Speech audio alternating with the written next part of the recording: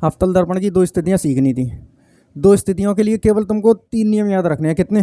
3 नियम। 3 नियमों से मैं तुमको 2 स्थिति बनाने के 2-3 तरीके बता दूंगा। कितने तरीके बता दूंगा?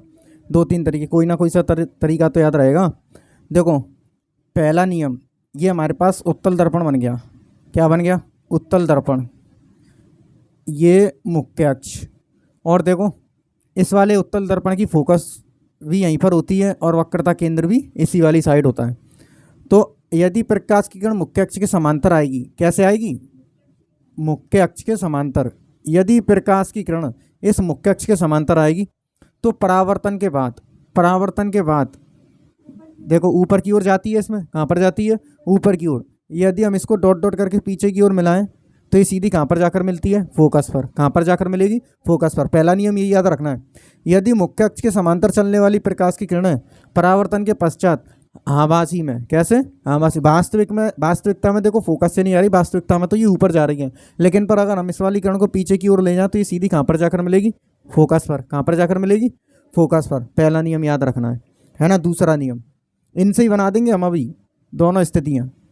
दूसरा नियम, दूसरे नियम में ये हमारे पास फोकस है, ये वक्रता केंद्र है। यदि प्रकाश की किरण वक्रता केंद्र की ओर कहाँ पर जाए? वक्रता केंद्र की ओर जाती है तो परावर्तन के पश्चात उसी जिस डायरेक्शन से आ रही होगी उसी डायरेक्शन में वापस लौटकर चली जाएगी। या आप लोग ऐसा कह सकते हो कि यदि प्रकाश की किरण दर्पण से परावर्तन के पश्चात उसी मार्ग पर वापस लौट जाती है तो इस लौटने वाली किरण को यदि हम पीछे की ओर बढ़ाएं तो ये वाली किरण सीधी कहाँ पर जाकर टच करेगी? बताओ, वक्रता केंद्र पर। कहाँ पर जाकर टच करेगी? वक्रता केंद्र पर। 2 नियम याद रखने हैं। पहला नियम कि यदि प्रकाश किरण समांतर आएगी तो परावर्तन के पश्चात ये ऊपर की ओर जाएगी, लेकिन पर पीछे की ओर इसको बढ़ाएंगे तो सीधी कहाँ पर मिलेगी? फोकस पर। दूसरा नियम, यदि प्रकाश की किरण को हम इस उत्तल दर्पण पर आपतित कराएं तो ये प्रकाश किरण उसी डायरेक्शन में लौट जाए जिस डायरेक्शन से आई थी। तो यदि हम इसको पीछे की तरफ बढ़ाएंगे तो ये वाली किरण कहाँ पर जाकर मिलेगी? बताओ, वक्रता केंद्र पर। एक और नियम बता दूं क्या? चलो एक और नियम सीखो।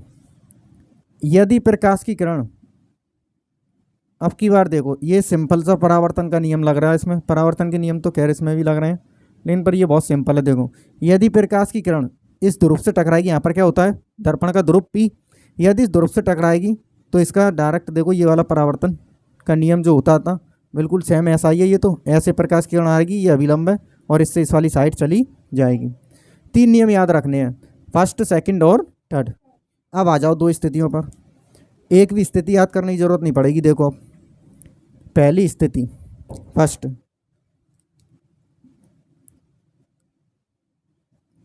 ये बना दिया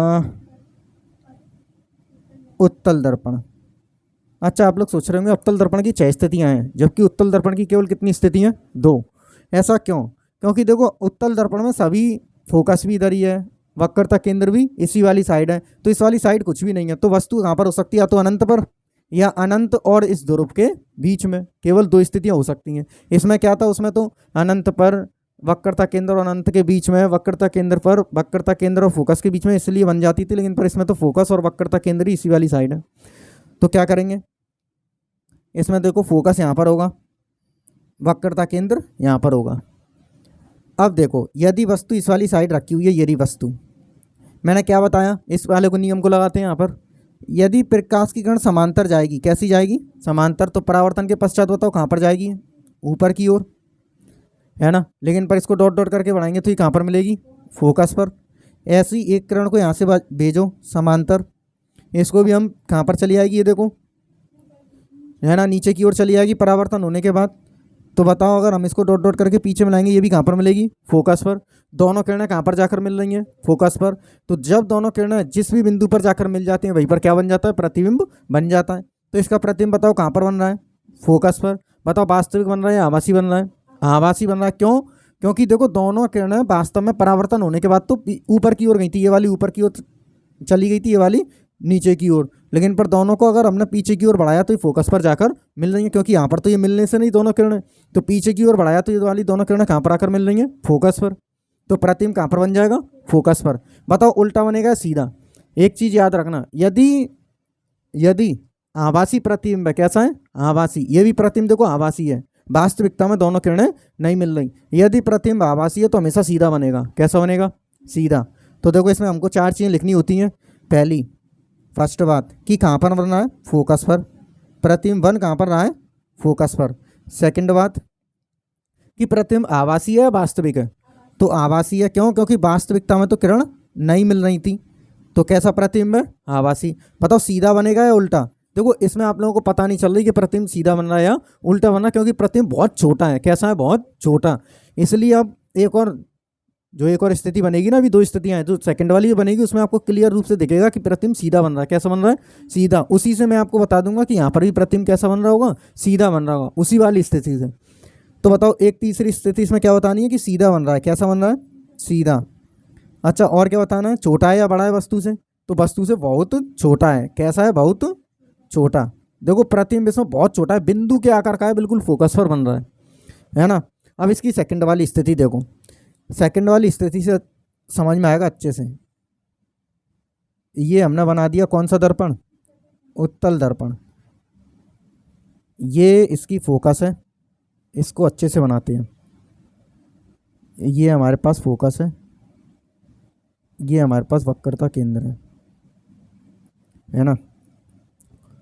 तो इस वाले दर्पण को भी थोड़ा इस क्योंकि यही वाली स्थिति हमारे काम की है, इसी से सारी चीज़ें तुमको समझ में आ जाएंगी,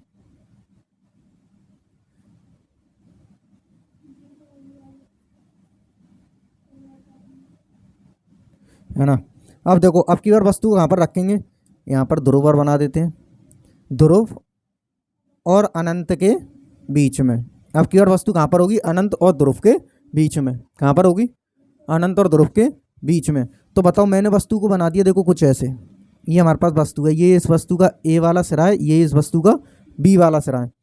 अब देखो ये वस्तु, पहला यही वाला नियम लगा देते हैं।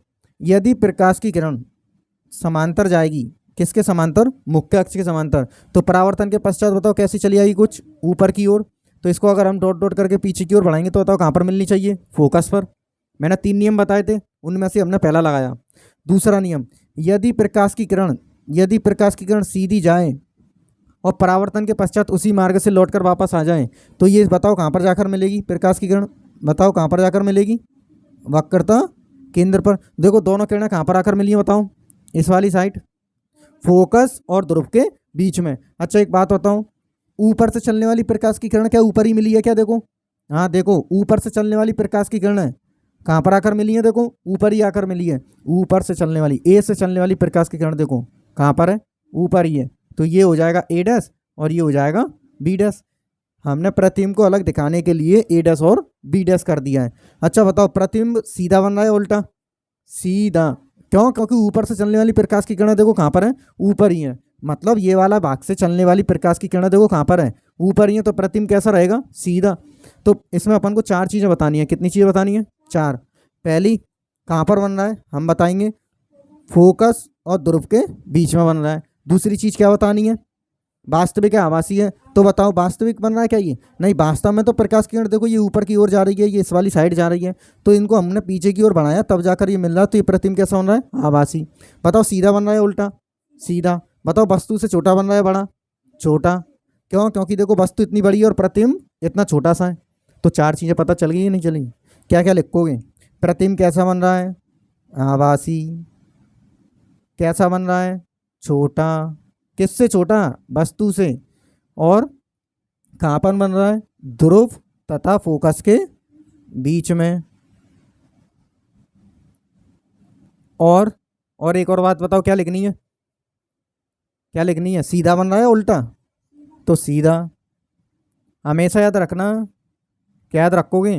कि उत्तल दर्पण की दोनों स्थितियों में प्रतिबिंब हमेशा क्या बनेगा? सीधा बनेगा। क्या बनेगा? सीधा। अच्छा अब मेरी बात सुनो, तुम लोग ये सोच रहे होंगे इस पर अपन को पता नहीं चल रही सीधा बन रहा है उल्टा। अब मेरी बात सुनो, हमने क्या किया, जब वस्तु अनंत पर थी तो प्रतिबिंब कहाँ पर बन रहा था? फोकस पर। हम वस्तु को आगे लेते हुए जा रहे हैं, प्रतिबिंब देखो पीछे किसका है? देखो वस्तु को आगे लेकर आए हैं, वस्तु को अनंत से थोड़ा सा आगे लेकर आए हैं। यहाँ पर अनंत है, ये ध्रुव है, अनंत से थोड़ा सा आगे लेकर आए। तो देखो प्रतिबिंब पहले फोकस पर था, अब की बार फोकस से थोड़ा आगे की ओर बढ़ गया है। कहाँ पर बढ़ गया है? मतलब ध्रुव की तरफ बढ़ गया है। अब मैं इसको देखो थोड़ा सा पीछे लेकर जाऊंगा तो प्रतिबिंब थोड़ा सा आगे की ओर जाएगा, मतलब फोकस की ओर। इसको और पीछे लेकर जाऊंगा, प्रतिबिंब थोड़ा सा ऐसे बताता हूँ, ऐसे सुनो, अब मैं वस्तु को थोड़ा सा पीछे करूंगा, प्रतिबिंब थोड़ा सा पीछे हटेगा, वस्तु को और पीछे करूंगा, प्रतिबिंब और पीछे हटेगा, वस्तु को सबसे ज़्यादा पीछे ले जाऊंगा तो प्रतिबिंब सीधा देखो पीछे हटते हटते हटते हटते देखो, पहले प्रतिबिंब यहाँ पर है, फिर प्रतिबिंब यहाँ पर होगा छोटा हो जाएगा, फिर प्रतिबिंब यहाँ पर होगा और छोटा हो जाएगा, फिर प्रतिबिंब यहाँ पर होगा और छोटा हो जाएगा, लेकिन पर रहेगा कैसा, सीधा। कैसा रहेगा, सीधा। देखो यह भी अभी सीधा है, पीछे ले आओगे छोटा बनेगा, पीछे ले आओगे और छोटा बनेगा, पीछे ले आओगे छोटा बनेगा, लेकिन पर जब अनंत पर ले आओगे तो प्रतिबिंब कहाँ पर बन जाएगा, फोकस पर। लेकिन पर फिर भी कैसा होगा, सीधा होगा, लेकिन पर होगा बहुत छोटा, इसलिए वो अपन को दिखाई नहीं देगा कि आभासी बन रहा है या सॉरी सीधा बन रहा है या उल्टा बन रहा है। देखो इसमें बहुत छोटा है, वो पता नहीं चल रही सीधा बन रहा है उल्टा बन रहा है। मैंने आप लोगों को इससे बता दिया कि कैसा बन रहा होगा, सीधा बन रहा होगा। क्यों बन रहा होगा, क्योंकि ये भी सीधा है, इसको हम और पीछे करेंगे तो प्रतिबिंब थोड़ा सा और आगे की ओर हट जाएगा, मतलब फोकस की तरफ चला जाएगा। तो देखो ये प्रतिबिंब छोटा होता है, छोटा होता है, छोटा होता रहा, वस्तु को दूर कर रहे हैं, प्रतिबिंब छोटा होता है, वस्तु को अनंत पर ले आएंगे तो प्रतिबिंब बहुत ज़्यादा छोटा हो जाएगा, लेकिन पर रहेगा कैसा, सीधा। कैसा रहेगा, सीधा। यही इसकी दो स्थितियाँ हैं। अच्छा आप लोग बोलोगे इसका कोई और नियम बता दूँ एक और बनाने का, ऐसे नहीं बनाएंगे तो देखो एक और नियम सुन लो। क्या यहाँ पर बना दूँ, क्या दिख रहा है क्या यहाँ पर, यहाँ तक, ठीक है। देखो इसी वाली स्थिति को बना रहा हूँ एक और तरीके से।